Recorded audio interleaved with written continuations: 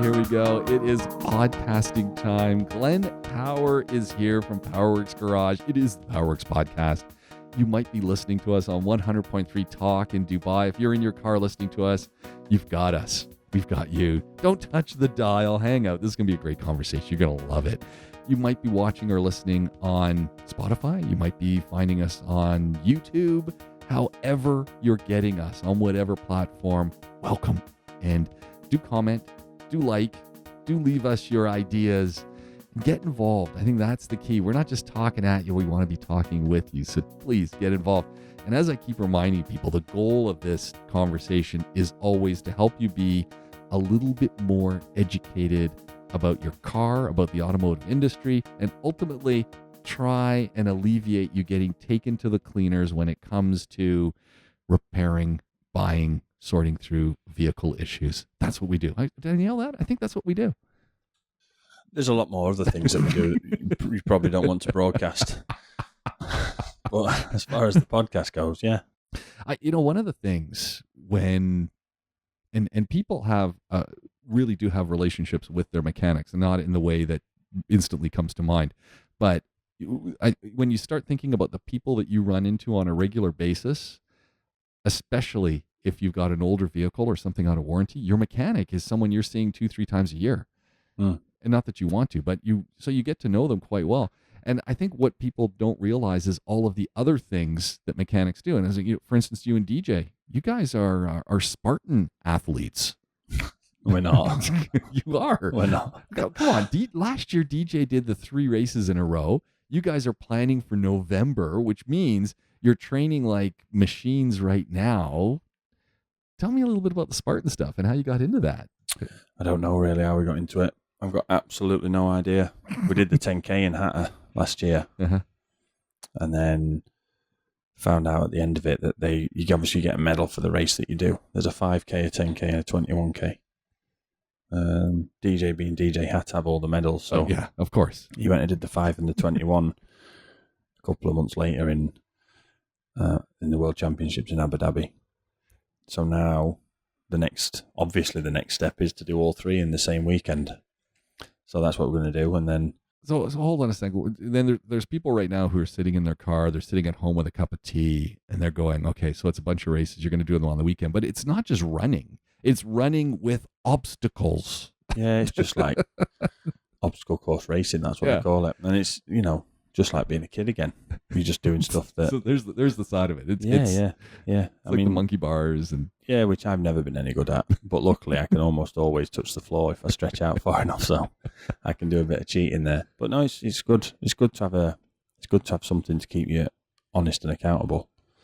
Like if you've got something that you're aiming for, you've got no choice but to stick with, like say, if you're training, you've got to stick with it. And I guess if I don't, then I know I'm going to get found out on the day. So you've just got to have that constant argument with yourself of, no, you've got to go to the gym. No, you've got to run today, like Saturday. Well, and that's, both of us have known Marcus Smith for a long time. That's his thing, right? That's the name of his gym. Inner fight, because it's that inner fight that you constantly have with yourself saying, I don't want to go and work out. You've just got to do it. And I think it's like Saturday I had to do 90 minutes of boring zone 2 cardio. And it's the most boring thing in the world. And I'm not very good at keeping my heart rate under control running. Yeah. So I was walking for a lot of it, but I just had to do it. And I've never done that sort of stuff before, really. Not as I've got to do it now consistently. So we'll see how that goes. But you just have to have things to look forward to and things to challenge yourself, because otherwise, I think if you're not challenging yourself, you're not really prepared when something challenges you out of the blue. And this is how it fits into the workplace, because it's a constant challenge. And I think everyone is in some form of employment, whether it's self-employed or you're working for someone, but you've got a desk full of things that need to get done, and we keep telling ourselves, I got to get this done, I got to get this done. And yes, you do need to get it done, but you also need to find that time for your mental and physical well-being. And I would say that probably, 50% of the things that we're rushing to get done could be done the next day.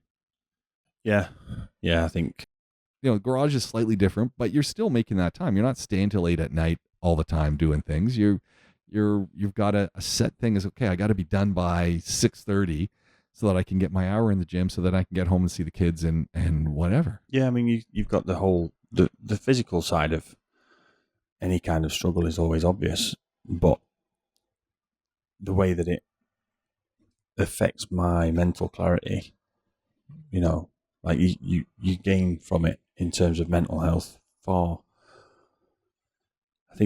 more noticeably than you do in physical health. Right? You could go and you've trained and run a marathon before. Yeah. You can go and do all that, and obviously you can run a marathon at the end of it and you get a medal to say that you've done it, and you'll always remember that you did it. But what it does for you in terms of being methodical with your training, making sure you meet a deadline with your training, making sure you get there on time, but then the feeling, the release of the endorphins afterwards and how it makes you feel after the exercise, that's kind of the slight little reward at the end of it. And I mean, you go and listen to people like Andrew Huberman and Gary Brecker and all these other people that are out there that do sort of almost sports science, and they vouch for these kind of benefits of physical struggle, which is all that it is. I mean, don't forget, we used to be running around the plains hunting for our food, so you had to exercise because that's how you were catching your food. So it's not quite the same driving through Wendy's drive-through, is it? No, it's funny when I start thinking about all this stuff, especially when you start thinking about Spartan races or marathons. The start and the middle aren't really the big problems. It's the last kilometer, the last few kilometers that, and any marathoner will tell you this, it's the very, very end where people fall out, where your mind is now saying, I can't do this anymore, where your muscles have truly given in, that you're literally dragging yourself to finish. Yeah. And that's where the mental stuff comes in. Yeah. I've never run a marathon. I can say now that I never will. But I think everyone should do one, just one. You want to know what I didn't like? For me, the big thing was, so I trained alone. I always ran alone. I ran in the mornings, but I ran alone. And when I got to the marathon, it was busy.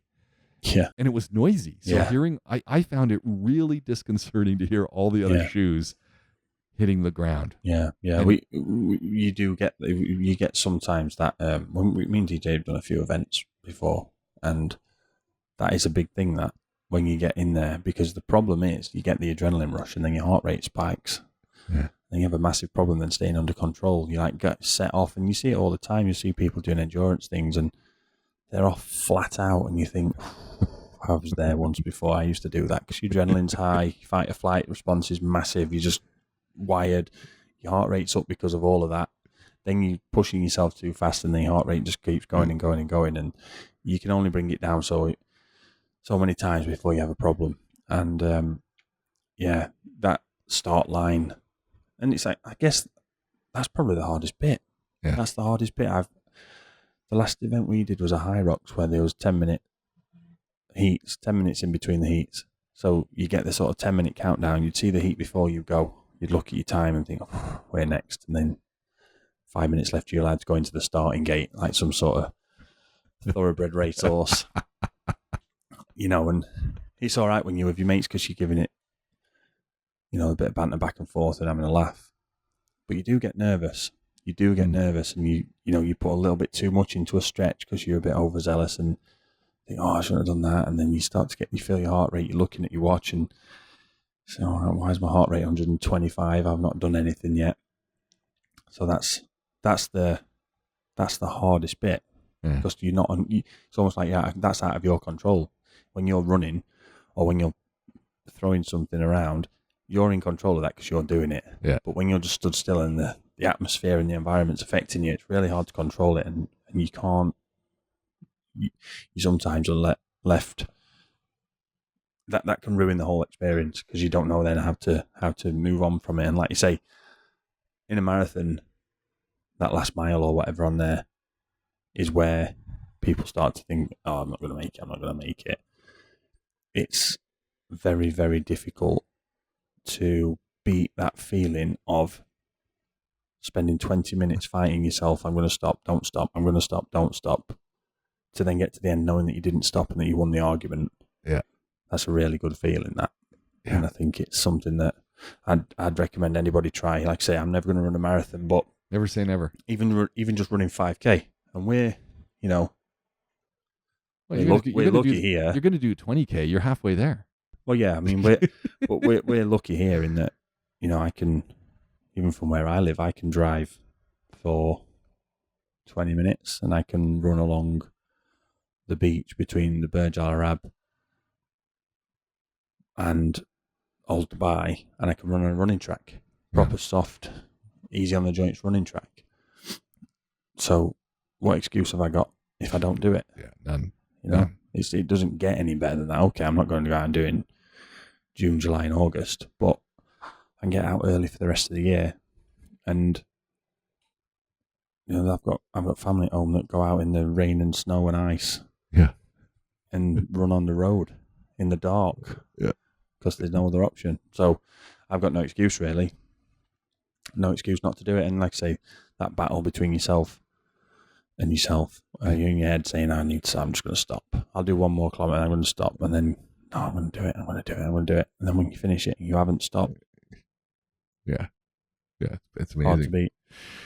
Hey, let's jump into the burning car question of the day. Actually, there's two. There's something I didn't realize. So we'll start with the burning car question, then we'll come to, hey, I didn't realize this, and this is another thing to think about when you're buying an electric car. We'll get to that. But the burning question is, and we've talked about this, but I think we need to talk about it again, is there are so many vehicles getting imported into the UAE and this region that are gray market. And there are so many vehicles that might have been here and had some issues, especially in the recent flooding. What are the things that we really need to be considering when we're looking at a used car? Because you and I both know that anybody can take it in, get it detailed, get it sprayed up nicely, throw in some perfume, away you go. You get in, it smells like a brand new car. Wow, this thing has only been driven by a grandmother here who is visiting a couple times a month or a couple times a year. It's been never in the desert, when in reality this car might have been hooned all over the place and driven like Mario Andretti owned it and wanted to put it through its paces. So what, from a mechanic's perspective, what do I need to be on the lookout for? So one of the biggest problems with water damage isn't the immediate damage. Water submersion or immersion or whatever you want to call it for a car, like you just mentioned, you can clean, you can do a valet, detail, whatever you want to call it. You can get everything really, really well cleaned, and that can hide or mask or even remove almost all of the idea that you could have that the car's had water in it or it's been in water. Once that smell of the water that it's been in and the mold that it creates has gone and doesn't come back, it's very hard then. Now the problem is the water then gets onto electrical components, but if they're still working, you don't know there's been water there. What you can do is strip them all down. So this is where the problems start 3, 4, 6, 8 weeks down the line, where now that water starts to cause corrosion. So the contacts on block connectors and plugs and ground points and control unit, the pins, they start to corrode, and that's when you have a problem. So then you start to get really, really weird intermittent faults, which you might have a real bad issue. You drive into the garage to get it checked and you go over a bit of a pothole or a speed bump, gives it a bit of a rattle around the car, and then it's all of a sudden not doing what you said it was doing or what you experienced it doing, and then the garage can't find it. And there's always the fact that you have to understand that once the water is inside to the electrical components, there's something called capillary action, which is where basically water gets between the insulation, so the sort of coloured insulation of the wiring gets between there and the copper strands in the middle, and then it travels along that wire with the current. So, you then get all of the wire potentially corroding. You get both ends of it wherever it's connecting, so you could have two control units then damaged. And this becomes a real bad problem because it's almost impossible. No, not almost. It is impossible. It's impossible to get all the water out of a wiring harness. You can't. You've got to replace it. Because you can't strip all the insulation off and dry the wire and then rewrap it. But I can't, as someone who might want to buy this car, I can't see this. No, exactly. And this is the problem. And there's no telltale signs, nothing. No. And you know, the used car market here is, it was very, very strong price-wise anyway. But now, so many cars have been written off by this flood that, you know, all of a sudden, the used car prices are going up.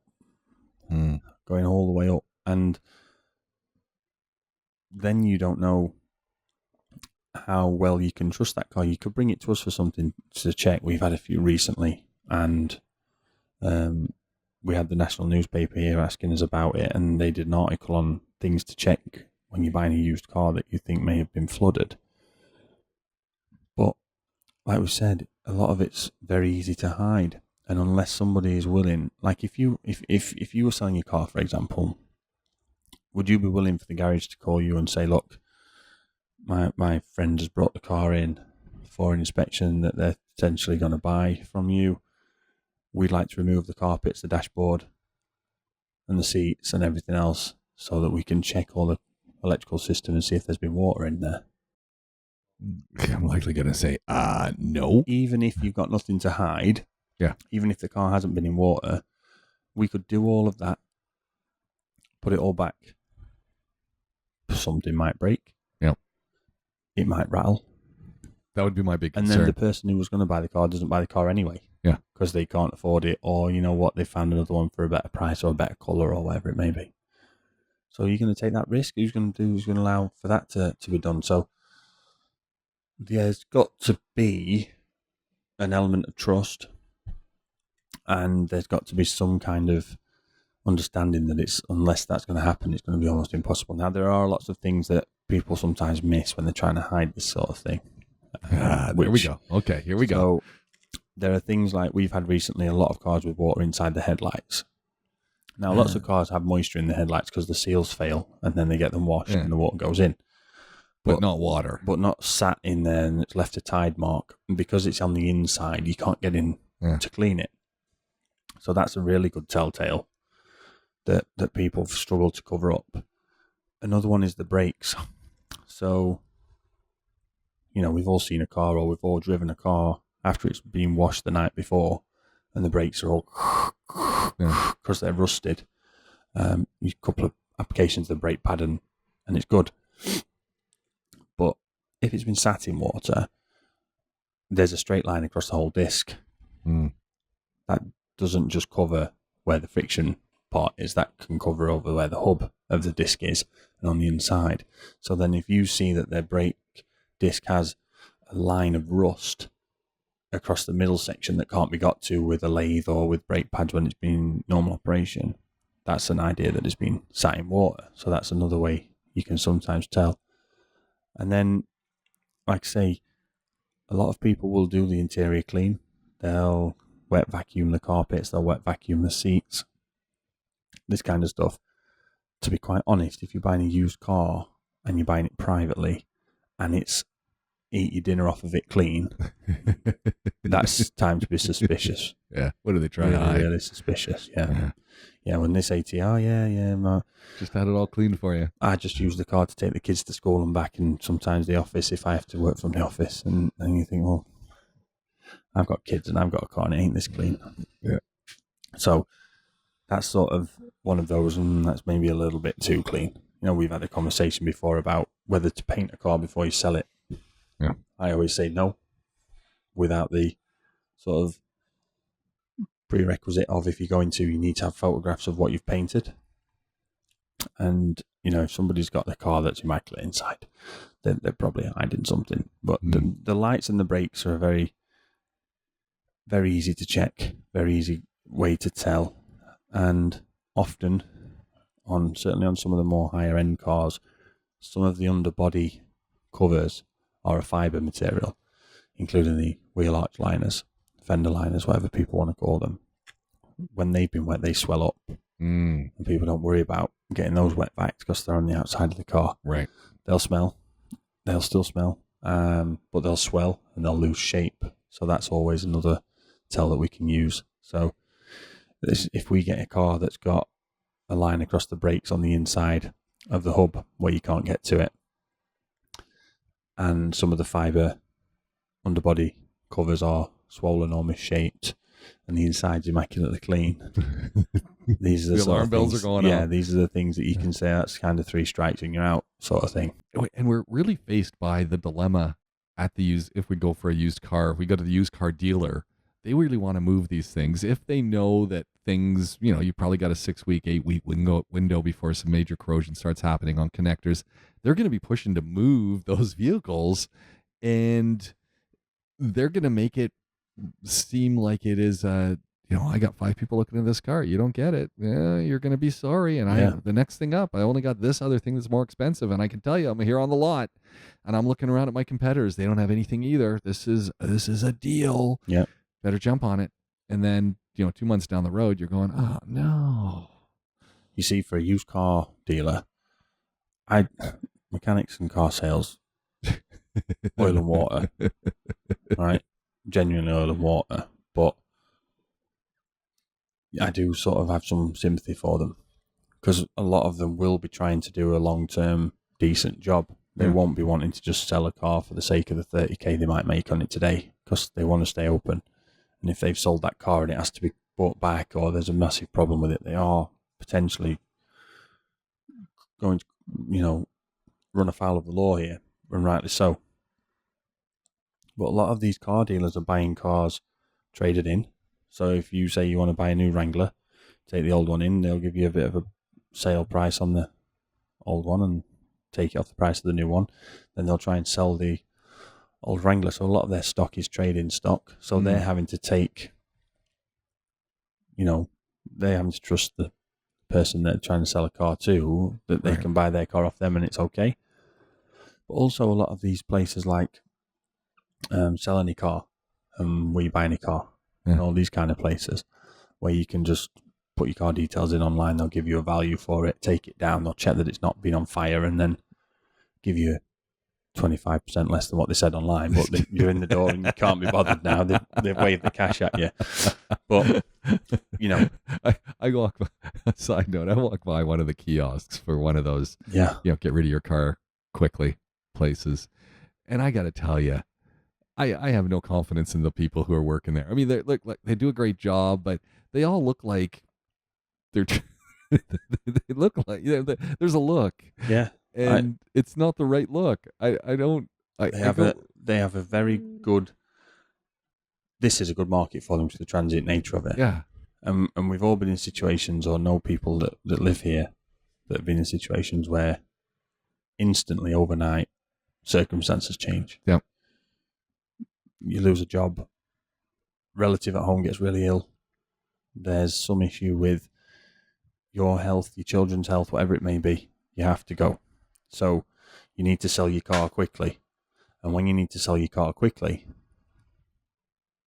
these guys can give you cash in your account within minutes. Yeah. So they do all the paperwork. You haven't got to go to the RTA. Everything's done. Which is the best part. But you see, what people don't realize is that these places that buy your car from you, they put them onto an online auction, and all the car dealers can bid on them on that auction. So when you take your car in, you might take the Wrangler in, and then they'll put it on. They'll take some pictures. They'll put their brief report findings on there, and then people sit there on the phones or on the laptop, logged into the auction. Oh, Wrangler, right? Okay, let's have a look. This mileage, this age. Okay, I'll make a bid, and then that's on there for like 15 minutes. 7 or 8 people might bid on it. They'll take whatever the highest bid was. Then that bidder will have to wait for 10 minutes, because they will take that figure of, let's say, 20,000. So they'll say, okay, we can sell this to a trader for 20k. So then they'll go to the person selling the car to them and say, well, we can offer you 15. This is all done in like 20 minutes time.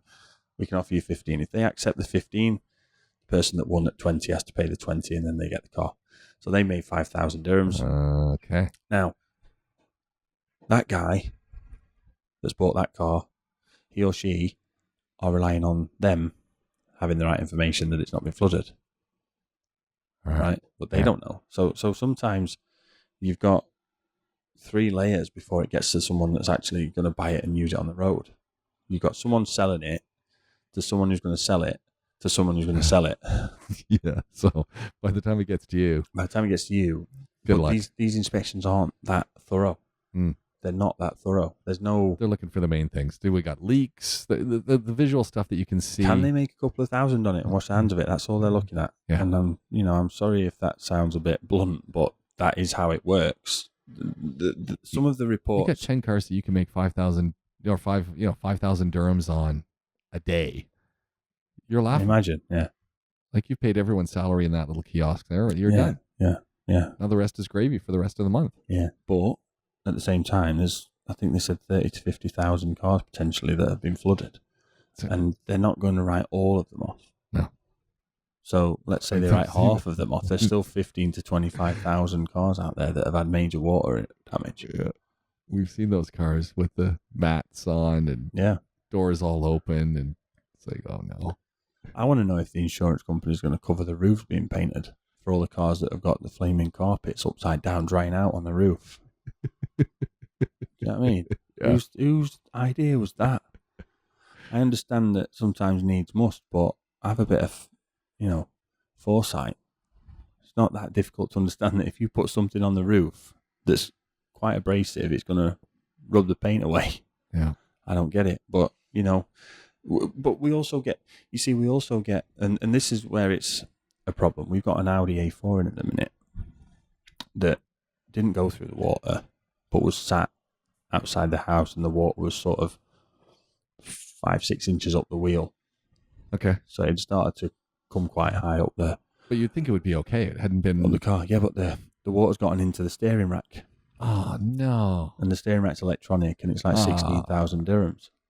I wouldn't even thought of that. So the customers now are like, well, I can't They don't waterproof those things because, the German car, it rains in Germany. Don't forget, this is plastic and rubber that's been on the road for 10 years. Right. Little crack here, little crack there. The rubber shrinks or whatever it may be, and you get the water in. And then, so this customer now has got a 16,000 bill. Doesn't want to pay, obviously. Okay, so I'm going to check if my insurance will cover it. Water ingress into the steering rack. Yes, they'll cover it.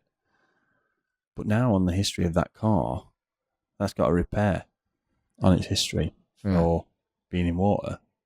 And it won't be specific and say, well, it wasn't really in water, it just got into the rack. It'll be water damage. Yeah, you're done for. So that car is going to be a decent car for someone to buy eventually, but it's going to check on the history as water damage. Yeah. Right? So there's two ends to it. There's the people that aren't going to report them. Yeah. And the people that have. And some of the ones that have don't really need the whole severe, it's been in water issue on the system. But then there's people that have had the water all the way up. And some of these Japanese cars that are going to be okay because there's not that sophisticated electronics in them. They're going to make it a bit longer than some of the more sophisticated German cars are. But they're still going to have problems because they still have electronics on them. So, yeah, it's interesting. I don't really know what's going to happen because new car stocks aren't really great unless you want to buy something Chinese. What did I see? I saw one today, an MG Cyber something, and I truly wasn't sure, and I'm still not sure. I didn't look it up. I just remembered about it. It's a convertible, kind of looks like one of those Lexus 450 convertible things. Yeah. And actually, that's what got my attention because I was trying to figure out what is that thing, and the way the convertible roof lines up with the body and how large the body is. Is it actually MG Cyberster? That's it. The Cyberster. What's that? That's it. Never seen one of these before. First time. It's kind of like bird watching. It's car watching. The Cyberster. This looks like an MX-5. Yeah. And the thing that got me was I thought maybe the person who was driving it had put their own name on it because even the name badge looked weird. Like it wasn't. First all-electric roadster. That's a joke. mgcyberster.co.uk. MG Cyberster, the UK's first all-electric roadster. No, it's not. Made in China. It's a weird looking thing.